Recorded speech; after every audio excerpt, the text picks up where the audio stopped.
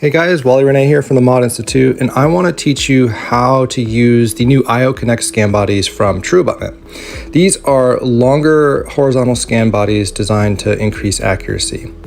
So the first step I would do is scan, if there is a prosthesis in place, go ahead and scan that. In this case, I'm using the Trios 5. I'm scanning the maxillary arch and the mandibular arch prototype prosthetic. These could be pickup prosthetics or anything else, and I'm going to capture the vertical and the bite.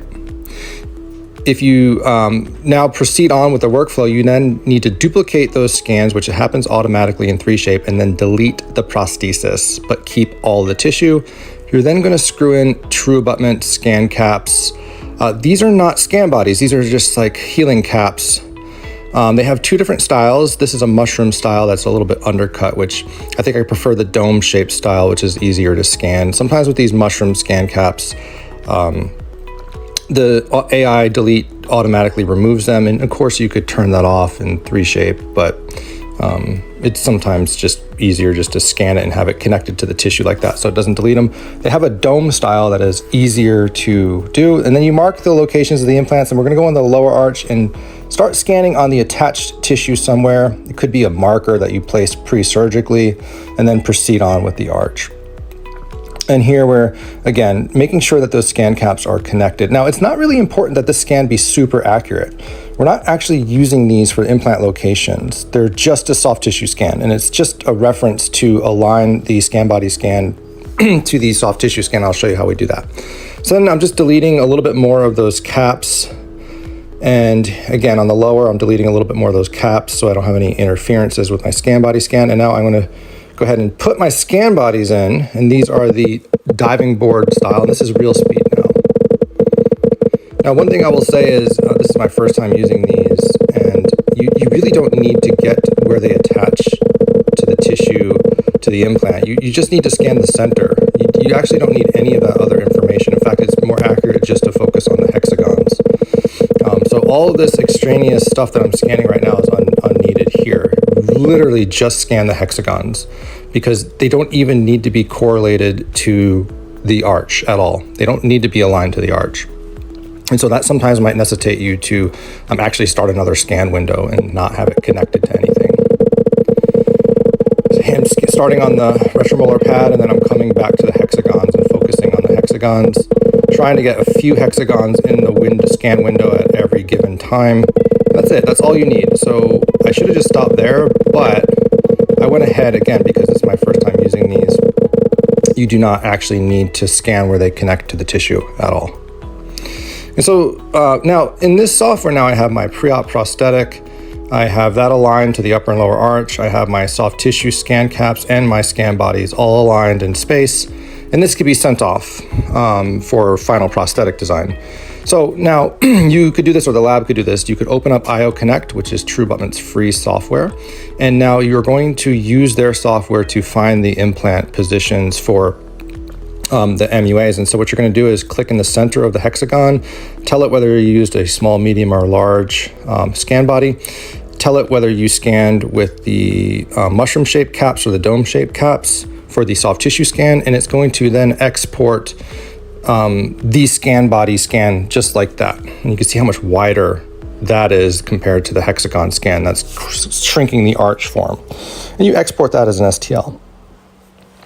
And so let me explain what happens in the laboratory software after this. Again, I'm doing it for the lower arch. Click the center of the hexagon, tell it whether it's a small, medium, or large, and then export the caps, the rendered caps. And those caps that are exported are the actual implant locations from this scan. And so that is why you do not need to actually scan any of the connection where it meets the tissue. You could have just scanned the hexagons in space. And so you do not need a soft tissue scan to align with this, because you're going to actually just align these exported caps to the soft tissue scan in ExoCAD. So here in ExoCAD, I'm aligning the scan body from IO Connect software to my soft tissue scanning. We see this huge discrepancy here on this site number 28. And that is from an inaccuracy of my intraoral scan. So even under the best circumstances, your intraoral scan, you might find some inaccuracies here. And this is the whole point of shrinking the arch form and doing these hexagon scan bodies, because we're not actually using those locations. And even if I tell exocad to just best fit match using only the scan caps, so here I'm selecting these surfaces, I'm going to invert it and then perform alignment again, I get the same discrepancy on that site 28, showing that we have, and let's just go ahead and slice it and measure it, we have like a few hundred microns discrepancy there. That would cause lack of passive fit. So then we merge the top, and then we go through just the merging of the scan bodies, and now exocad is using the exported IO Connect caps as the implant locations, not your soft tissue scan. That was really just to align to the tissue for your tissue pressure and stuff like that, and your occlusion. It's not really for implant locations. The intraoral scan just really of the soft tissue is just for soft tissue. So here we're going down on the lower and doing the same thing. And this process of designing the all-on-X prosthetic is super easy at this point. And there's about 6 or 7 different ways to do this. I'm using a kind of an older style way where I just have a wax up that's already been imported in that I did beforehand. And exocad is just going to simply cut the locations of these implant MUAs. And here we're using true abutments direct to MUA screw.